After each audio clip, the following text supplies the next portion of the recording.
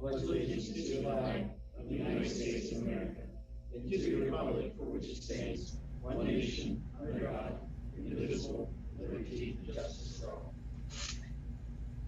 Have a roll call, please. Mr. Cuccio? Here.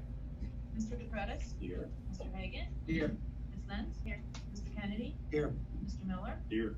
Ms. Reiner? Here. Ms. Turner? Here. Ms. Wick? Here. 9 present. Thank you. We do have our presentation this evening from John Thompson. John Thompson. Oh, sorry. My glasses. So you're up. Okay. Which one? It's the only PowerPoint on. Oh, the other. Hi, everybody. Thanks for having me tonight, and hello to the people at home. Talked with the administration about a month ago about some of the things you've been experiencing here in the district, and some of the things you kind of feel like you have your finger on, and others you don't. So they asked me what could we do to help you navigate through the unknown. So if you could, first slide. So put together a plan for a study to look at the capacity of your buildings and with a focus on the elementary grades.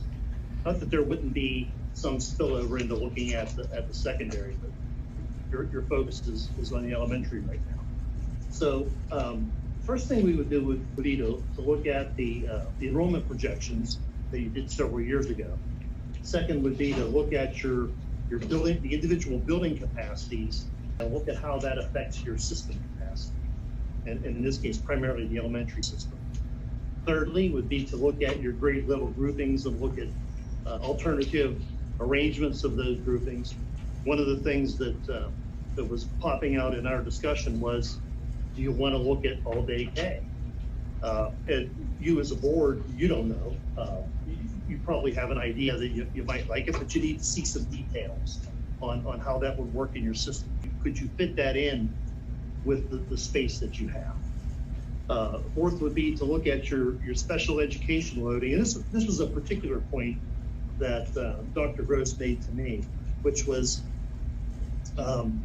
we don't really have a good feel for what we're doing district-wide. How do we have district-wide special ed? Do we have per building special ed? Do we have them in sync? And then do we have the correct offerings of spaces to support the special ed program that you have? And I think the one that popped out was the occupational therapy, physical therapy. That would be a beneficial space to have. So I think if you think back to when most of us went through school and we went into our elementary buildings, there were 2 sections per grade level or 3 sections per grade level. You had classrooms, and that was it. You didn't have any special equipped space. You didn't have computer labs. And as the demands increase on you, it takes away those generic type classroom spaces. So you have to look at what special ed does to derate the capacity of the overall facility. And then finally, something you've been accustomed to getting from us over the years, conceptual cost estimates. We don't need to do a full-blown design to figure out what it's going to cost. We have conceptual models that we use to help put a handle on any construction costs, should you have them. And I want to make that note, that point loud and clear. If you don't want to spend any money on construction, that's fine. I'll try to find a way to do the most minimally constructed option you can come up with. If you see options that you really like, but they would involve some construction, you'll have your choice to navigate your way into that. Next slide. Okay, so review the enrollment projections. So you have forecasts from Shelby Stuman from 2017. I don't think I've seen them. I've seen the projections that are on the state's website. But what we would do is we would measure the accuracy of those forecasts. So without going in and doing another full-blown demographic study and enrollment projection, we would simply plot the points that Dr. Stuman forecast back in 2017, and then put the actuals beside that. We measure the accuracy of those forecasts and compare them with the actual enrollment. We would develop adjustment factors. So let's say we see a group of grades that are tracking a little bit higher than what the forecast was. We would put a positive multiplier on that. Let's say we see the other thing where the forecast was a little high. We'll put a negative factor on it to bring it down, just so you can see where it should fall in the future. And then if we get to the point where we have no explanation for why the actual enrollment is significantly different than what the forecast was, then I'll get together with you and recommend that you go a little bit deeper.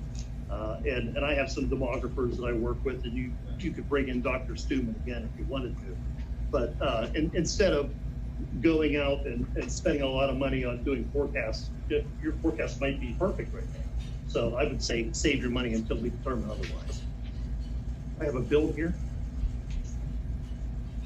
So when you get a forecast from Dr. Stuman, he usually gives you a couple different scenarios. But this is one that I live out of my study for Quaker Valley, so it's not you guys. But he gives you all the scenarios across the bottom, scenario 1, 2, 3, 4, and then I have black as the actual. So in this case, he shows that in one scenario you're going up, another scenario you're going up a little less, a little less, a little less, and then finally down a little bit. In their forecast, there was a rather dramatic drop-off that wasn't predicted.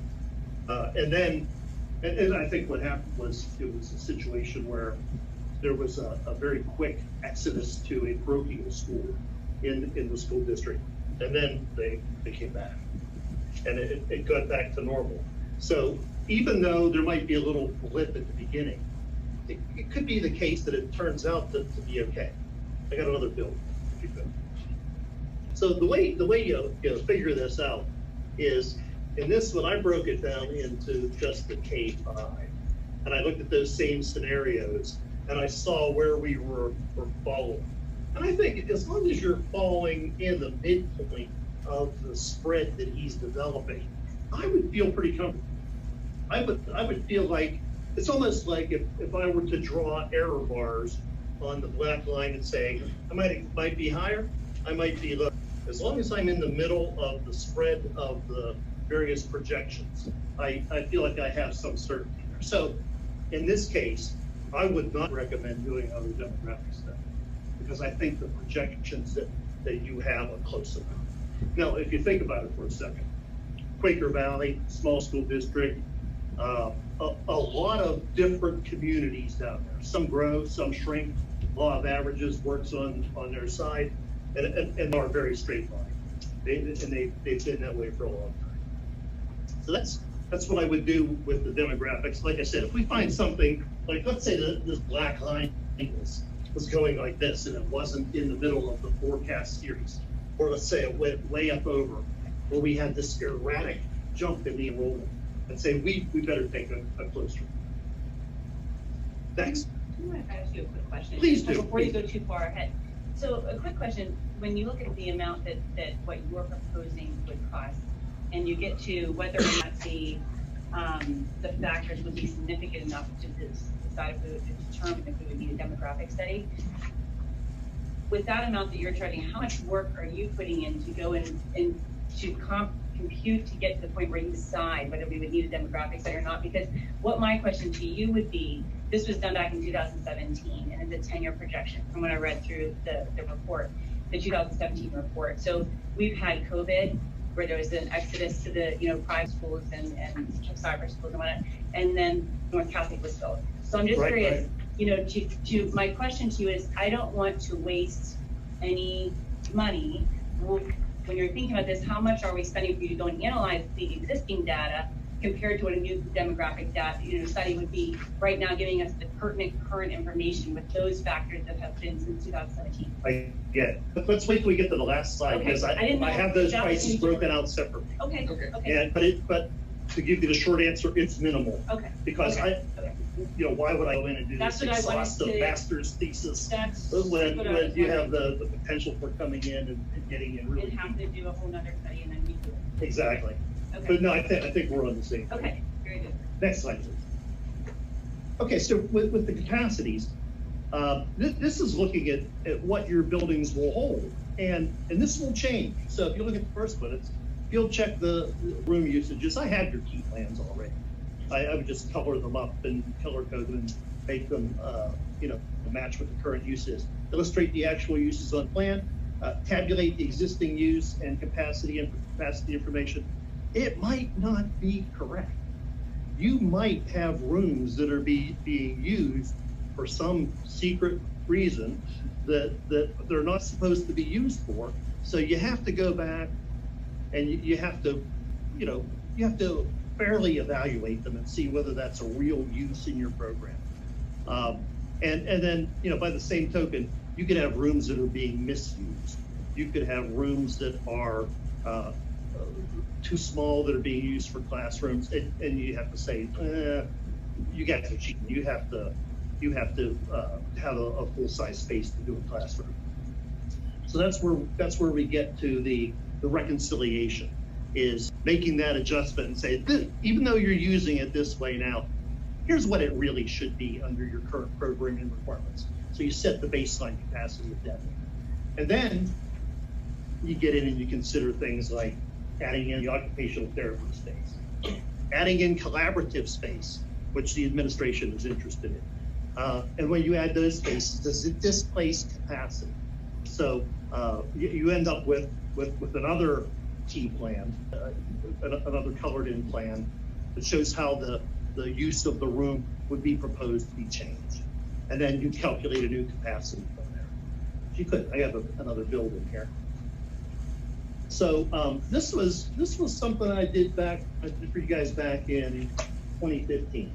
And what I would do in this study would be an update of this, where I'd go back and put all the capacities in for the capacity garnering spaces, add them up for the system. Next slide, please.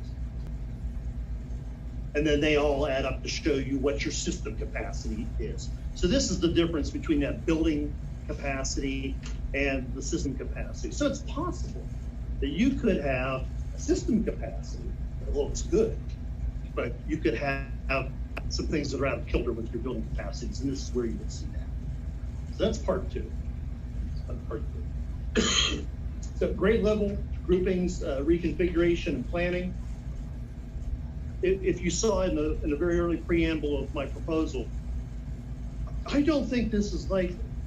I think that you have a very good grade level structure here that has worked for you for a long time, the Princeton plan. And it was a plan that was developed. There's a lot of small school districts in New Jersey and New York, because they have the villages over there. And one of the things they started doing was mixing all their kids together at kindergarten, keeping them together the whole way through 12th grade. And a couple things that does for you, you don't have to redistrict all the time. You're keeping all your kids together in one building. The thing I like about it, and Debbie might remember this from Butler when we did their study, was they had a habit in Butler of having very small elementary schools with a very low number of rounds, sections per grade level, per building. And what that does is if you have blips in your enrollment and you can only divide by 2 or 3, you can't even it out. When you're dividing by 6 or 7 sections per grade level, you can smooth everything out and you can have a very evenly running machine with how you're loading your teachers from year to year. So you have that here already. I wouldn't want to get rid of that. But there may be some compelling reasons to maybe switch grade levels from one school to another. That's a possibility. So you could look at, for this building, let's say you wanted to go to all-day K. It's a possibility that it would not be easily supported here, and you might want to look at the elementary school and see how it fits in there. So it might not be a change in the grade level, but perhaps more of a change in for those grade levels. Next slide. So this is a study. This was a dashboard that I made for my study that I did up in Portland, Maine. We did a district-wide reorganization study up there, and one of the things this dashboard does is it shows you all the grade levels, how the buildings are stacking up in there, how the middle schools fit in, the high schools, the different Graham high schools, what their capacities would be, purple being the target, how these bars are fitting in with the target. Here you can see you have one over the target. And then looking at the overall capacities, estimated teachers, they had us go a little further, and we calculated staff costs changes that would be associated with each option.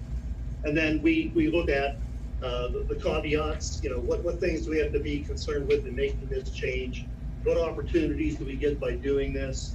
And then we came up with a series of metrics, increases student to teacher ratio, provides higher average class size, higher facility rate, utilization rate, sustainable operational potential, operational savings, and so on. And we compared each option against each other to see which one kind of anecdotally fit the bill for most of the people. Next slide. Back to the special education. And again, this is something I think I took from the Butler study, that we were looking at what happens when you go from a K6 configuration to a K3, 4, 6, or a K4, 5, 6 configuration. And I mean, it might not seem like it's a big improvement, but in one of these, you ended up with one fewer special ed classroom because there was a better utilization potential. So these are the things that you need to do here. Just look at, make sure you've got all the boxes checked with the kinds of special ed spaces that you need for the spatial qualities.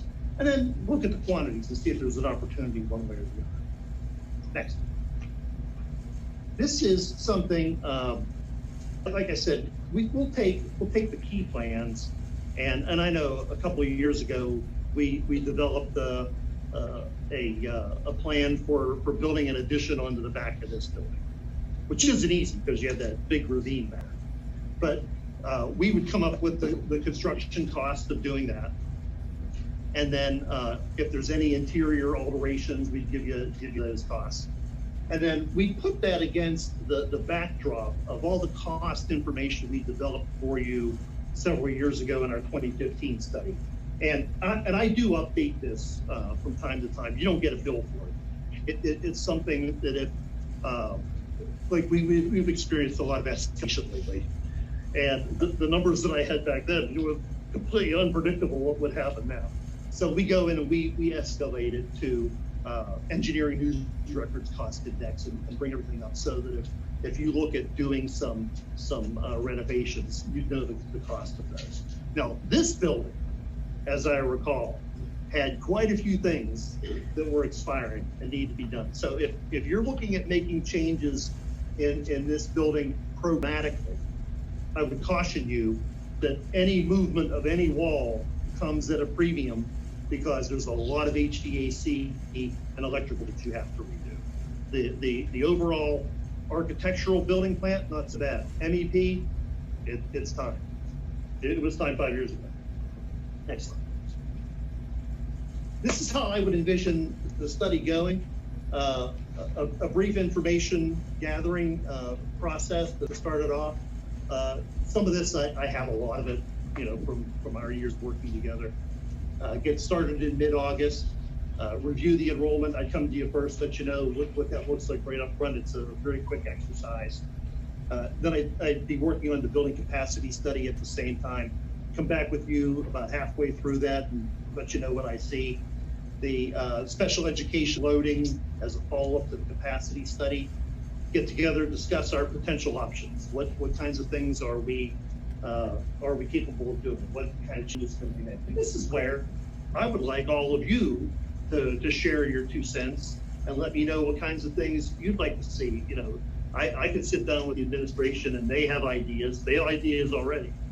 But it would be good to hear it would be good to hear the thoughts of the board, and maybe if you reach out to the community and find out what kinds of things that they're interested in. I'd be more than welcome, or more than happy to investigate those for you. And then really put the reconfiguration options together. I'll do the cost modeling on the tail end of that. Then I'll be back to see you mid-October and let you know what my findings are. And then if you want to keep on discussing it, which I always recommend, don't make a decision initially. Keep it open. You'll think of more questions. You'll have me back for more input. We'll discuss it. Excellent. This is where I want to go back to your question on the review of enrollment. So it's $2,000. So it's about 10% of a demographic study. Okay. So that is, so I was wondering, what would a demographic study cost? I didn't get the cost for the 2017 study. It was 16,000. So today's farms, you're saying about 20,000. Yeah, anywhere between 15 and 20,000, I think is a fair price. Okay. Versus 2,000 Yeah, anywhere I'll find out. Yeah. So it's almost like you're estimating what it could be before you jump in the whole way. Okay. No, I looked over the previous study and it was very in-depth, the 2017. I realize you probably haven't seen that yet, but Well, actually, I've seen so many of his reports that I know what every one of them is going to look like before I look at it. So- He does a very detailed report. my question is let's say that it is, that black line is like hovering in the middle, right, that you mentioned. Yeah. And they're looking at it like, hey, I don't think you need to do another one of these studies. Can we still prudently reach out to Adams Township just to, because I don't think. We would do that no matter what. Okay, Okay. that's what I needed. Well, yeah, as part of it, so as part of that, really quite quick back at what you're doing, do you do a development and housing analysis? We don't go the whole way with it, but we'd make calls to all the builders and to the townships. How many permits are you issuing? Where are you building the plans? Yeah. How many units are in, Permit analysis. how many are in there? And we wouldn't do a detailed analysis, but we would look at it and say, okay, and with this kind of plan, you're getting 0.2 kids per dwelling. They're adding 50 dwellings. You should expect this amount. And actually, that data is probably in the student report. Yeah, it was. Yeah. I just didn't, my concern was, I know just from that study, they didn't even, like, at the time, they didn't know that there were certain buildings, certain, what do you call them, subdivisions that were even in an idea, right? So we just aren't privy to some of the information that the township probably has. right? Yeah. So when that study was done, there were subdivisions that weren't even in thought that are now built or have been built or will be being built. Good point. You know, the Butler County GIS website is a great website. Yeah, Because you can go on there and you can zoom down to the property line level. And when you see things happening with subdivisions in there, you might see all the roads and all the property lines for a plan that looks like a cornfield. yeah. And you know something's coming. So would that be part of your analysis? then? Yeah, we Is look at that. Yeah, I wouldn't study it in depth, but we'd be looking to explain why things are as a warrant to proceed with a further study. And I guess that kind of, I had a question that associated or aligned with these questions too. It's just, in a district like ours that is constantly growing and you have all of these subdivisions coming in, how often do you foresee or do you think that a study like this is necessary? And I guess the secondary part of that is, how do we make sure that your study coming in produces the longevity so that we're not constantly having to go back and figure out, okay, so now we have all this land over here that's becoming a huge development, we have more people coming, like, and I understand that's part of the analysis of the permits and stuff like that, but Yeah. like Jen said, you know, there was some things that back in 2017 weren't even a blip on the radar. Yeah. So, Let me just say this, and I hate to compare you with other school districts because you're kind of unique. But let's go to the next one over, because we've done their work for that, Pine Ridgeland. Pine Ridgeland has to do their studies more often because they have sub-districting lines. And that's why when they're doing their enrollment studies, we're doing a redistricting plan. We're looking at how to move the line to balance out the houses with the capacity of the school. You don't have that. building, you have all your kids of a common grade level in the same building. You're immune to that. That's a good thing. So you are at a size, I have other school districts come to me, they want to talk about the Princeton plan. We did Deer Lakes' Princeton plan back in 1996 and switched to grade levels around there. And I think they've become pretty sustainable. We talk about a sustainable capacity. We're looking at, can we go from year to year without making a bunch of moves? Pine Richland, they've got so much of a dynamic there with housing plans being built primarily on the Pine side, not so much on the Richland side, that they have to constantly be looking at how far they want to move the line into Richland. So like I said, you don't have that. It's a good thing. I'd be very surprised if I'm going to see if I see something really unexplainable in your data. Yeah, we've got a point that, he did cover, Dr. Stevens covered in his, I was kind of alluding to. I'm assuming you'll be able to maybe check into a little bit too, as the overall, alternative school numbers, the home school numbers, just be able to get a feeling for me reaching out to parochial schools, cyber schools. Yeah. Because that's the other number with that COVID exodus and with people having more options now with more housing ones. I'd be curious to see, if you were able to kind of reach out and figure out some of those numbers. I won't be able to get into that too far. I could probably make some. I would assume we would be able to. I can Yeah, I think we would. Well, you guys have already told me what you've got going on with cyber. Yeah. So I know that. Debbie can provide. But who's some- going to what school? I don't know that. Do your transportation people? Transportation knows who go to the private Yes, schools. give him Yes, some we of can that. get that. Just so you know, the next step, and if you go with somebody other than Dr. Stuman does a very detailed, and I would say almost clinical report. But there's some technologies that are out there that are available that make it a lot easier to analyze And some of the adjust those questions numbers. you're making on the fly. If you look at Pine Richland's website, I think North Allegheny has it. We've done a couple others in the area. They do the GIS coding for the students, so they can give you a heat map of where the concentrations of students are. And then you put that up on your website to see what schools your kids would be going to. Again, with a Princeton plan, that might be overkill. But we'll see. With Debbie giving you some of the information, at least that could help with that little piece of. Yeah, I'll read Dr. Stuman's report and see what he has to say. Okay. They generally make a lot of sense too. Yeah, he does cover all of those. And to that point, even though some of the communities were not even thought of yet, remember they're just replacing the other communities that closed out. So if you look at the program, we do a permit pull every year, and it has been, of the one in 2015, we had some crazy blip, but it has been really very steady. So. Does anybody know why that is? Generally, when you see stability like that.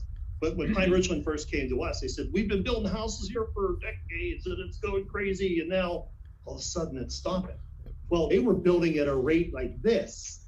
And then they went down to building at a rate like this. And it's almost like kind of like a Ponzi scheme. If you chop off the bottom of the pyramid with your growth, if you don't continue the growth at the same rate, you decline. Well, and that was kind of my next, but bigger thing, and I think we're pretty far from that. My longer term concern would be being able to predict when the growth rate stops. Yeah. Yeah. Because you can over plan over capacity. You can. Somebody's got to pay for empty classroom type of buildings, and that doesn't work At out. some point, you guys are going to have to think about the regreening. Mhm. And that's what I see with my closer suburban school districts. North Hills went through it. West Jefferson Hills and Pleasant Hills, they're going through it.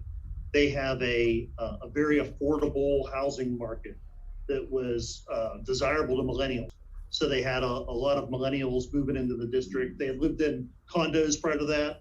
They decided they're going to have kids. You have kids, you move into a school district. And they saw growth that way with no new housing built. As a matter of fact, the new housing side of their school district in West Jefferson Hills, they're building houses like crazy, no kids. Pleasant Hills, not building anything, kids. Yeah. And he does address all that. He addresses the birthing rate, net Yeah. migration, housing, an alternate school. Yeah, like I said, he does a very good It is report. interesting when you look at the birth rate trends, how high their birth rates are for this area than some of the surrounding areas. That was like a huge, interesting thing, like people in Mars tend to have more than the 2.3 children. It's just odd that. Yeah. I thought that was interesting in phase Yeah, two planning. Yeah. I think that is interesting. I do have a couple quick questions. Go ahead. On the housing analysis is one of them. In looking at the capacity, do you also take into account common facilities? Food service facilities, gyms, all that type of stuff? Yeah, you have to look at the size of the cafeteria, for instance, so that if you were going to, let's say you're gonna load a school a little bit higher, you have to look at, to see if you have enough seats per session in the Yeah, like at the cafeteria. elementary, the playground is small. So you can't, they have to break out recesses over like a 2 or 3 hour span. Yeah, In yeah, order to keep, well, kids to have fun, have some room to fun, but just for safety purposes too. I yeah. mean, because they can't, there's so many kids in that building that they can't put them outside, too many classrooms at a time because it's just super crowded out there. Mm-hmm, good So, point. Let me ask a question too. Please. When you're looking at these types of plans, are you also utilizing the fact of lack of access? For example, when we have a parent night, if you have a school such as the Centennial School, where you maybe have how many children, a parking situation for people to be able to access that building. To be honest with you, I hadn't thought about that, but yes, I will. If you've ever noticed there's zero parking in Mars anywhere ever.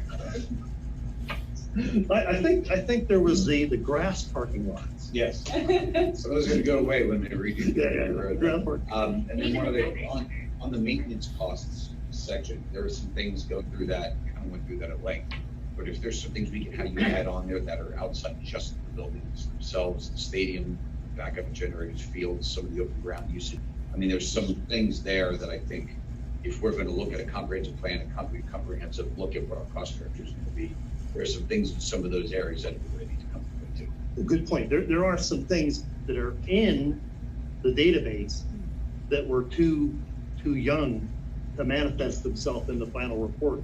So when we run them and change the year on the report, it goes back and pulls those out. Okay, so definitely some, and parking is one. Yeah. So, I mean, it's no point in having a nice, big, beautiful school that has never. You can't park. When you can't even park. Yeah. Anybody else? I think they kind of are input as well. I like the administration, the board. I like the active staff in the school. They kind of know more. I only know as a parent, how my children's classrooms were, but I'd like to get their ideas as well. Mm-hmm. Because they're there every day with the children. They're in that space. What do we need more of? What are we utilizing? We generally get some really good input from the students and teachers and the parents. Yeah, it works out pretty well. Thank you. Anybody else? Anything from this table? You said you could get back to mid-October with your findings. Yeah. And I think for the community, it's important to understand that when we're paying for things like this, it's to help us make the best decisions and plan appropriately. Yeah. This isn't just to have information, it's to use this information to make decisions. And it takes time. And proper planning. Yeah, we're gonna play. So you say mid-October, but the findings for the church says November. Do you want to scroll back to that? Well, the options is in October, the options. Yeah, it's, I'm sorry, it's mid-November. Yeah. November. Yeah, it's mid-November. I'll be discussing the options with you in October. And then there's a finalization process that we go through. I'll have some options identified at this point. This is the discussion period for those. I'll model the cost at the end and then give you the buttoned up report in mid-November. Thanks for pointing that out. Any other questions? Well, like always, thanks for having me in. Enjoyed seeing you all again. It's always been a pleasure working for Mars and be happy to do some more. Thank you very much. Thank you. So the proposal is not on the agenda for approval tonight, it'll be do it the first meeting in August. Okay. Is that gonna affect your time frame at all? No. I'll just make you start digging out all your materials. Yeah. Start now. That won't stop. Thank you very Thank you, much. John. Okay, thanks, folks. Thank you. Board reports, Mr. Hagan. Yeah, the Morris Planet Foundation met at Gospel College Church on June 21st and July 12th. And then supported the foundation to the Farmhouse Cafe dinner to go in June. The foundation approved the budget for the upcoming school year, and we hope to award up to $10,000 in teacher grants this coming school year. Foundation is also planning on hosting several events near the beginning of the school year, so people watching for those back school events. The next Planet Foundation meeting is Monday, August 8th, here in the boardroom. You're always welcome new volunteers to serve as ambassadors. Thank you, Mr. Egan. No board reports, but we do have, Mr. Mass, to give us some more an update on the driveway and the intersection. Okay. The other thing I want to talk to you about is the potential Docks Way Davidson Road realignment is not going to happen this fall. Bids came in much higher than expected, so they're going to look at it next year. So, but the access road's progressing. Several of us went over June 28th, took a look at it. Last week, Anthony, Randy, Smith, and I went over and talked to Independence and looked over some things. We'll have some, I think, cost estimates for change orders to add parking in 2 locations, next to the stadium and also on the property that the district owns down on Meredith Drive as an option. So we should have those first meeting in August to take a look at. My question on that, and I don't know what the time, what's the timing on phase 2 of 3 Degree Road for the town? Do you know by any chance? Because the Meredith thing may affect that, and that would be my only concern. It's funny, I drink that turn every day, and That was the gonna way be, the sides of, be part of it, I think. yeah, the way the sides of the roads are coming off, you know, if we organize it now to try to create a turn for all those buses leaving there, that may really affect. how Well, the we're lines- definitely ahead of the curve by putting the access road in this summer than Correct. next summer, so. Yeah. It'll be available, I think, for use depending on what your transportation director and bus company want to do, to move buses around over there. Yeah, without that alignment, those buses, Yeah. the only way to make tight- a tight turn is swing. off the road on the opposite side. So they put that new road in, they're just gonna collapse the curves. I mean, it's not gonna work well. Is that a township decision, Mark? Yes. It's something we'll have to talk to them about, because once it's a line, you have the size of the intersection to make the turn, so. All right, thank you. There's no other board reports in. Student council, is there anyone on Zoom? Student council? I assume it's summer and you're probably enjoying the weather. All right, public comment. Anyone wish to have public comment on agenda items only? No room? Public comment, agenda items only on Zoom?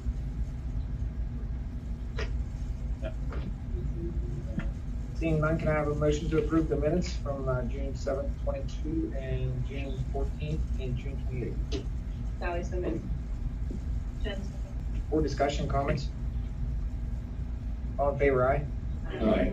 Passes. Under personnel, does anyone need to have a closed session to talk anything about the personnel? So we will adjourn, or no, not adjourn. We are gonna have a closed session, to talk personnel, and we will be back. The board's gonna move to another room, correct? That way you don't have to stay home. You can hang on, hang out here. So we're gonna have a closed session for the personnel.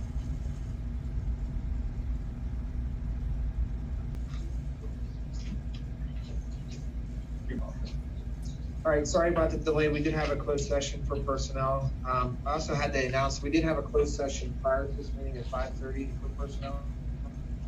So did you get those two? So at 5:30 for personnel? Yeah. Closed session. Okay. And we do not need to have one after. Nope. All right, thanks. I just wanted to cover those bases. So back on the main agenda, under personnel, can I have a motion? Did you mean 7:50, the one we just had? No, the one at 5:30 to 7, we had Yeah, I personnel also closed thought we session. were having a closed session after the Do we need? that was the email. I'm fine. Okay, yeah, we could have we'll have a short closed session. That was the email schedule that was. It was 5. Yeah, we started at 5. That's what I'm thinking. Not 5:30. Maybe I was taking a nap for the first time. Okay. Yeah, it was 5. We started at 5:30. Yeah, Yeah. okay. So the closed session. Personnel. Personnel also. Can I, on the main agenda, can I get motions for personnel's numbers 1 through 26? Negative, so moved. Yeah, second. Yeah. I have a first and a second. Board discussion comments? Couple quick things, under number 5, we need to designate if that's boys or girls, varsity cross country, same thing on the top of the next page. Good point. For girls, I think that's boys, I think that one, but at the top of the page, assistant varsity cross country is Juliana Webb. Well, I don't know, that's girls and that. good catch. So they all together, right? Oh, yeah, I think. Are they? Yeah. Okay, so that's fine. Okay. And they're all these posted for replacements, so whatever's not. Yes. Yeah, because they go into above water. Yeah, actually, under fall 22, it says a girl varsity cross country coach. So if you look under the upper part, I'm not sure why we're designating there and not designating. That's a good point. Unless that's supposed to be just head varsity. Yeah, I don't know. I'm just asking, whatever we do, we should probably have it correct. I'd say that. I'd take the. You can check tomorrow, you can make. It's not that it matters, but I, Well, no, it does, because it's It specified. has to. It does. Apologize, we didn't touch that. We're gonna move forward, though, or you wanna table that number 5? Because I have a first and second for 1 through 20. Well, let's, It's just a Just question. clarify. It's a grammatical. any correction of grammatical. Yeah. We can get it corrected grammatically, but I think it's okay to prove it because this is like. Right. Any other discussion? All in favor, aye? Aye. Opposed, nay? So under personnel number 27, have a first and a second? Second. Board question, comment, concerns? Can I have a roll call vote, please? Mr. DePretis, Yes. Mr. Hagan, Yes. Ms. Lentz, Yes. Mr. Kennedy, Yes. Mr. Miller, Yes. Ms. Reiner, Yes. Ms. Turner, Yes. Ms. Wick, Yes. Mr. Kusia, Yes. that is 9. Mr. Hagan, did you have a motion? I'd like to add a motion to approve Catherine Gandon as a speech therapist pending necessary clearances and paperwork, right? The reason this is late because she was in introduction just this morning. Yes. So we need two motions, Resignation of Tyler Wisdom. two motions, one to add that to the agenda and then to approve. Yes, this is a motion to add. So I have a second? Megan, so moved. So it's added to agenda. All in favor, aye? Aye. Now that it's added to agenda. I'm sorry, I didn't get him first. Kevin Oh, first. Kevin first. Megan seconded. So it's now added to the agenda. It passed that way. And now we're going to make a motion to vote on that. I have a first and a second. Megan, so moved. Justin said. So I have a first and second discussion comment. All in favor? Yeah, welcome, very quick. Aye. All in favor, aye? Aye. Opposed, nay? Mr. Hagan, did you have? Yeah, keep going with this hiring bits, we want to roll here. I'd like to make a motion to add the hiring of an assistant high school principal, Doug Skelly, pending the receipt of necessary clearances and paperwork. He was, final interview was today, so there was a delay. The salary? Oh, the salary of 90,000. Oh, I'll second So I have a first and second to add it to the agenda. All in favor, aye? Aye. Opposed, nay? So now that's added to the agenda. Can I have a motion and a first and a second to vote? Megan, so moved. Yeah, and so. Board discussion, comment?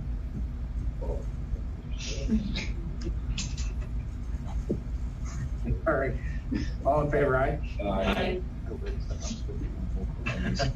I'm so sorry. I'm supposed to be doing roll calls on these.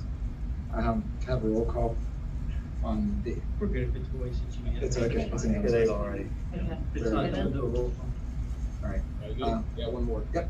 I'd like to make a motion to add to the agenda the hiring of athletic director Zach Matsusak, is that how you say what it is? Matusik, at a salary of $85,000. I have a first, I have a second. Justin said, he's also. All in favor of adding that to the agenda? Aye. Aye. Opposed, nay? So that carries now, it's added to the agenda. All in favor? Oh, no, I need a first and a second to vote on. Yeah, to vote, all right. Nicole. Anthony second. You're good? You get these, Judy? Yep. Board discussion, comments? Well. Equal for everybody. Yeah, welcome. All in favor, aye? Aye. Opposed, nay? So that takes care of personnel. It seems short, but there's a very long time period to do all that. On the main agenda, under finance, can I have a motion for numbers 1 through 8? Kevin, so moved. And second. I have a first and a second. Board question, comment? At the beginning of the year, we had talked about, I don't know if you remember this, but we had talked about, I think Mr. Heinauer had brought, like, to ask to raise the prices. Do you guys remember that? Yes. So when I saw this, I was like, oh, I thought we had discussed this in a public setting. So did you guys just decide we're just gonna leave them as is? Is that? Pretty much left as is, we just small adjustments where we did a regional comparison. I know, I was gonna ask if you did. Debbie did a great job with a regional comparison, with the recommendation from Scott that they be raised. So those that we found were in need of a bump. So some did change? No. Yeah. Oh, that's- Yeah, We okay. did do an analysis. We did an analysis and What we're is good. my mind, Dr. Okay, yes. No, I know, Okay. that's neat, Yes, I think. we originally were going to, go with the recommendation that Scott had brought forth.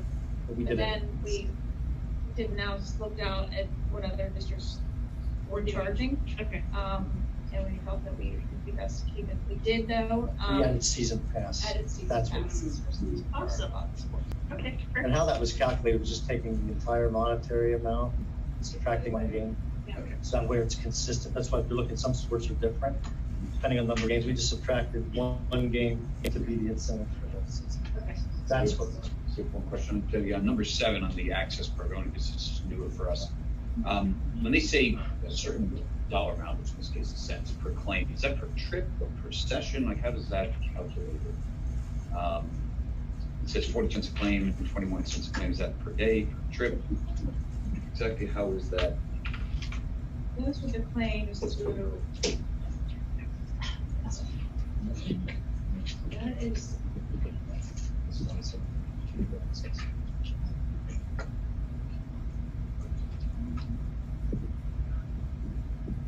Wow, there's 2 organizations that should take a large chunk of the amount. What was the question? Under the new access process, this is new for us, the new Oh, okay. program. You know, in how we're calculating what we would get, the revenue we would get, there's this X amount of cents per claim. I don't know how, when you say a claim, is that per day of transportation, per session of using? They have their own formula to determine. Yeah, there's just an access Yeah. formula. Okay. It's So probably which one more give them the number of complicated than what I days, like can frequency? share. You give them the data. Yeah, they Okay. just, we, so that's Rick's supposed to be for one of our services, the energy services, and those sorts of things, and we send all of our information, we'll have all of our, they'll be logging all of their time that they're spending with our students, and all that gets submitted to them, and so, I just wasn't sure what the Kind unit of- measure was. Okay. yeah, and they have forms that they determine how much they're gonna reimburse to the district through the access program. And then that dollar amount gets put in a bank and we have to request the use of it for Request. special ed use only, Yes, correct? only for special ed use, yes. But we have to apply for that as a Yes. monetary return. Yes. Okay. And was this supplemental to the budget, like, or did we assume a certain amount of this in the budget would be to finalize the budget? We have some money in budget for So this. we assumed we Yes. would get some, okay. Yes. All right. Very Will good. this be our first year or second year? This is our first year, we're just First starting year. this up, yes. All right, that was it. Thank you. So under finance, numbers 1 to 8, I have a first and second. All in favor, aye? Aye. Opposed, nay? So under programs on the main agenda, I have a first and second for numbers 1 through 5. Colson, Kevin, so. I have a first and second. Board discussion, comments? Yeah, just to clarify that we have to obtain so many hours of pill time. For example, I need 120 before 2024, so the approval of these conferences will just help those in the admin group that are required to get the hours to do so. So thank you. All in favor, aye? Aye. Vote nay. On the main agenda, under policies, number 1, I have a first and a second. Yeah. I have a first and a second. Board discussion, comments? All in favor, aye? Aye. Opposed, nay? Under buildings and grounds, I have a motion for numbers 1 and 2. And I'll be so, Justin second. I have a first and second. Board discussion, comments? All in favor, aye? Aye. Opposed, nay? Under, the main agenda, under other, numbers 1 through 20, and numbers 22 to 25. Have a motion? Megan, so moved. First and second. Board discussion, comments? Thank you to our generous donors.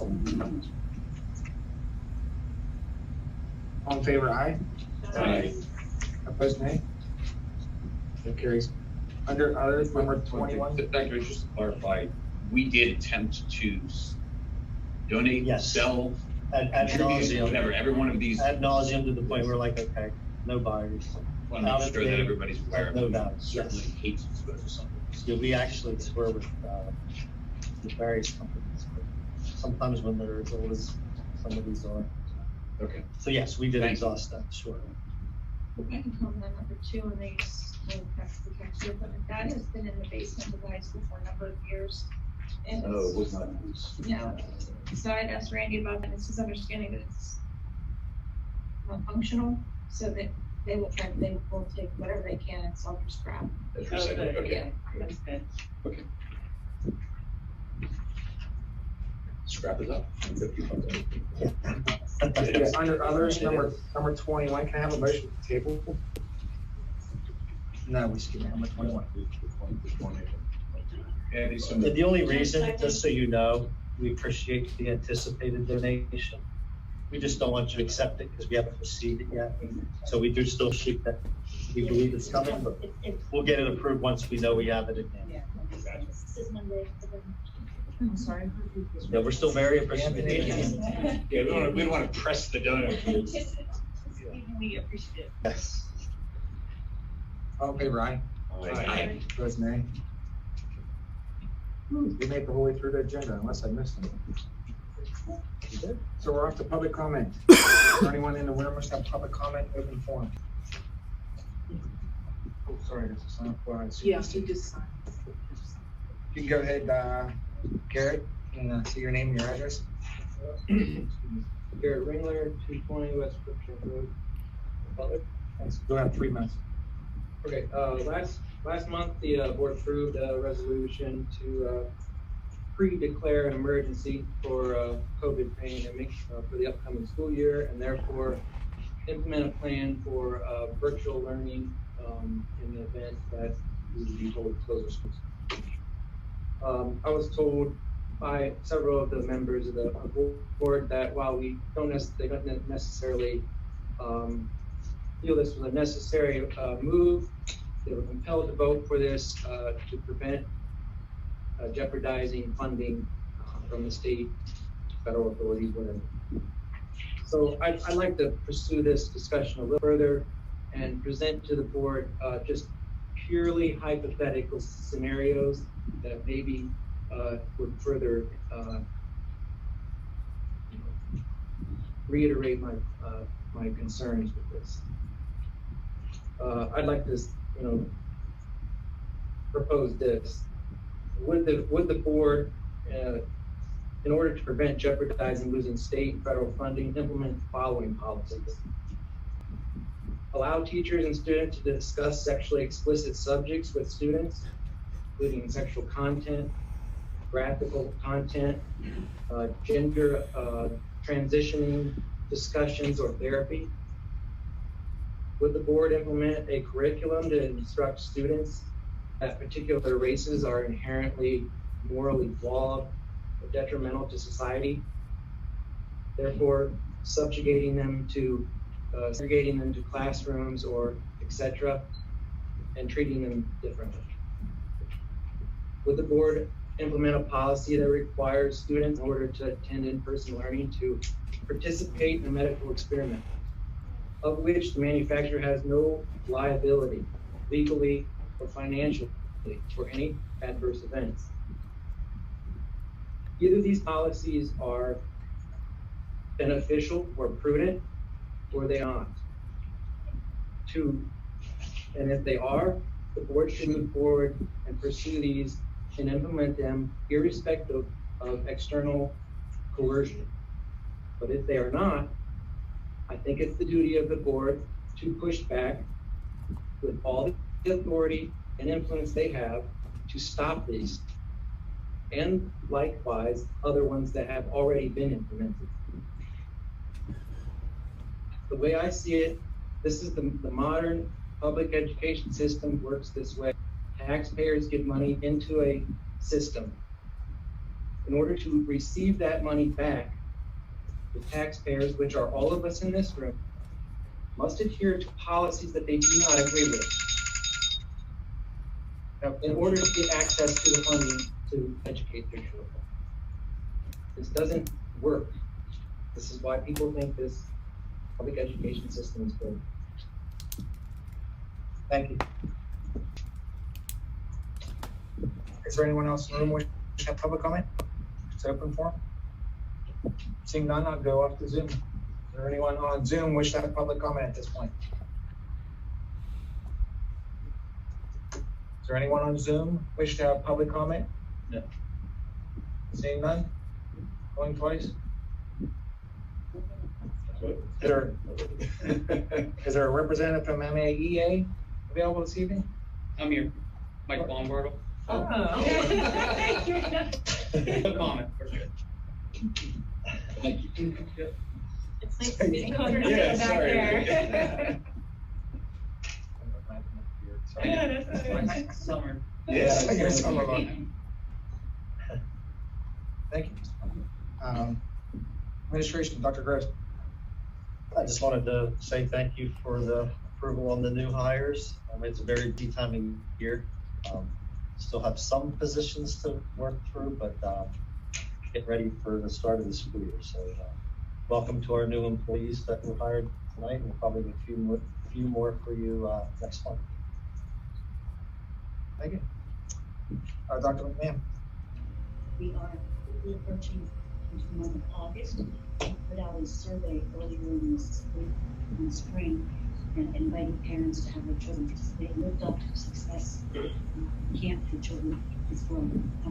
This past school year, K through 5th grade, because if you recall, students in our current grades 6 through 11 were offered individual mathematics tutoring sessions, and that was handled through other principals as the parents reached out to us.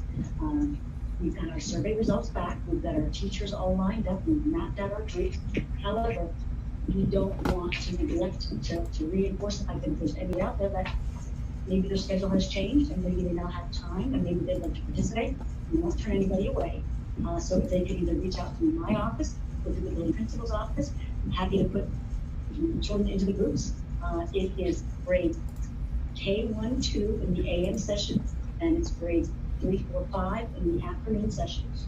Parents can be looking for the email blast coming out to those who have indicated their participation, giving them more details. It's going to be held at the elementary building, and we are providing busing. So if there's anybody out there thinking maybe I missed it, or I wasn't thinking our schedule would work, and it now will work, we welcome the participation of the students, and we're not looking to turn anybody away. So again, they can reach out to my office or to the building principal's offices, and get more information about the summer lift-off camps, August 8, 9, 10, 11, at the elementary building. Good stuff. Thank you. Ms. Branstetter. I think we have a few things tonight. First item is school real estate tax for 2022 school year will be getting mailed out towards the end of next week. So we'll go through those tonight.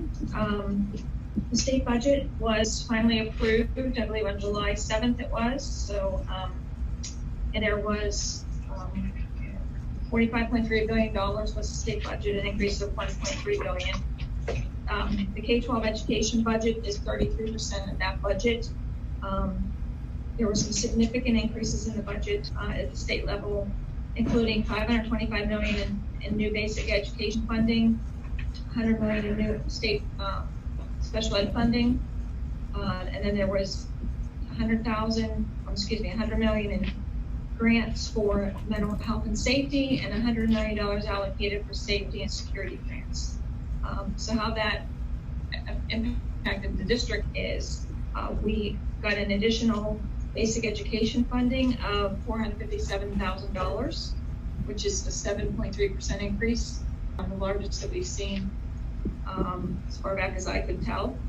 To bring our basic ed funding for this year to $6.7 million, and special ed had a 2.2 increase of $26,670.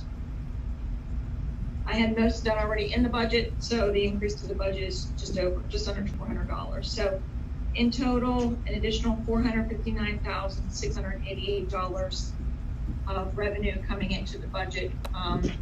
So that is just going to go to office to reduce the amount of fund balance that we would have had to use to balance the budget, taking that from just over $1 million to $583,000 of fund balance needed to be utilized, keeping in mind that $200,000 of that number is that budgetary. I mentioned that the new money, that is money that the $200 million, the district will get allocated just over $150,000 for each of the two grants. So there's a physical safety grant of $150,588 and a behavioral health and school climate grant for the same amount of money. There's baseline criteria that we'll have to follow, but essentially the way that'll work is the state is developing an application process that we'll have to go through e-grants that will be available August 1st for us to go into each of those grants. One is funded with federal money, one is funded with state money, essentially. We'll have a month to go in and essentially create the grants. So we'll be meeting with our team, figure out, okay, how are we going to spend? And we have these criteria, determine, how best to spend that money, and then we'll complete the grant applications, and those have to be submitted by August 31st. That money will need to get spent during this current school year. So we'll have more information on that at the August board meeting, to let you know, how we feel we should spend that money. But definitely looking to do some good things, especially with the security. I know we were talking about the detectors, maybe some bollards, some of the mental health, we're looking at maybe behavioral health, social emotional learning, things like that. So we have a lot of good ideas, so just better putting them together. Once we see what the grant looks like, we can determine how we're going to kind of go with that. Then the other thing I wanted to talk about was, I mentioned the board had approved us moving forward with the new student online enrollment, so we are moving forward with that. We had some training last week, we had training just today, this morning. So we have a lot of the setup already in place. We still have things as we work through today's training that we want to make some tweaks to. So as we go through, it's going to be doing mock, putting in students, and kind of going through the process as we fine tune everything. But it'll definitely be up and running for, hopefully, plan is to have it up and running when school starts. I mean, everybody will be enrolled by then, but it'll be great to be up and running. So definitely be next year with kindergarten enrollment will be much different. So it'd be nice because we'll be able to, for example, can turn it on at whenever, whatever point in time we want. So right now, like for example, if we were up and running on it now, it would be open for the 22-23 school year, and 23-24 would be closed. But we could open up 23-24 at any point in time, and we can just open it by grade level. So we can just open it, pick the day we want to open it, and open it for just kindergarten. We can also close it at any point in time we want to. So it'll be nice to be able to. We can create custom. There'll be all the forms in the packet that are created, we have custom forms we've created, so all of that will be required to be completed right online. And it'll all come in, so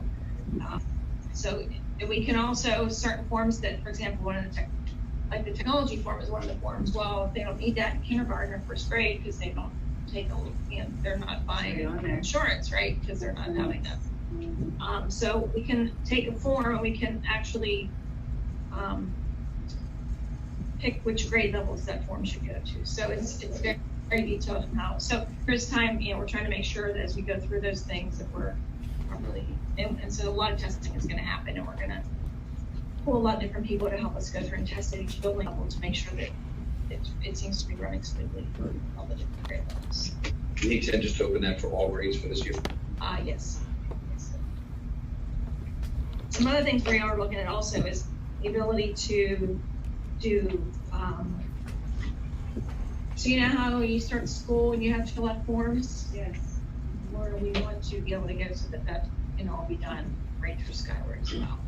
We already have that functionality. We're just not using it. The form for the kids would be nice to have. And like the technology. Hours, Yes. Like Delaney has sesame allergies, so every year I have to fill it You don't have out. to worry about it. Yeah, it would be, unless it changed, right? Right. Unless the medication changed, the dosage changed or whatever, but it would be nice if that was online for parents of children with food allergies that have EpiPens and Benadryl. Yeah. Working Yeah.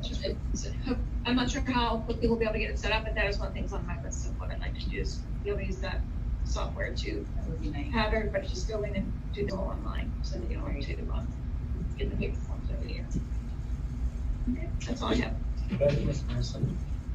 Any other questions for Ms. Prancer? Should have one, just, I know this sort of pertains to, it doesn't, it's really Christina, but just a little bit of feedback originally at the end of the year about the new transportation program. We kind of looked into that more with the vendor to say, how do we clean that up a little bit to be a little more effective than that? Obviously it was brand new, we're just getting into it, but I don't know if that information's gotten back to that vendor to help maybe make that a little bit smoother heading into this year. She has come to me as much. So She has, but I don't know to what depth it's on. it's worth at least asking that question before we start rolling into that again. The transfer. Start by next meeting. I know she has had discussions and we talked about issues, but I'm not sure where they are. I'll get questions. Thanks, Ms. Prancer. Mr. Schrader? Thank you. Miss anyone? Board comments. I'll start. Just want to thank the public for their patience with us this evening. We did have some interviews leading up to the meeting and just weren't able to discuss as a whole some of the personnel issues that were really important for us to discuss tonight. So we appreciate your patience in allowing us to get through. Any other board comment on that side? Welcome to all the new people. As a result of that, and I think it was very important for us to get those on board as possible so we can have people acclimated to the district. So yes, thank you everybody for your patience. Which side? Anybody on this side? That's all the new hires. I just wanted to also put out there for anybody who's new or have children coming into the district about clearances. If you're interested in being an independent volunteer, there's information on the website. I would start it now. Things get very busy when school starts. And you get all your necessary paperwork, you can turn it into the administration, and it's good for 5 years. My suggestion is to do all your green clearances, do it now, turn it in, and then that way you're good for 5 years. And if your kids want to go on a field trip, you're already cleared. So I just encourage parents to get that done as soon as possible. Did you have your license stamp for the new year? No? Like, did they come up with that? They wanted to? We do that, You yes. don't need to, I mean, but you can scan whenever you enter the building, so you don't need to come up and get it scanned. Oh, you don't need it anymore? Yeah, correct. And at the beginning of usually the first week of August, I send out a reminder about volunteering, so I'll be sending that out shortly. I send it usually to all parents just to let them know. Just a reminder about our volunteer procedures. And the PTO is starting their annual fundraising for the March for Mars. It's the one fundraiser they do that funds field trips, parties, all those kinds of fun things. So if you own a business and you're interested in sponsoring that event, check out their website and attendance and like. I'm looking at Eva there. I had written you down, but I didn't tell you. Any other board comment? Get a motion to adjourn? Megan, so moved. Kevin, second. All in favor, aye? Aye. Great rest of the evening.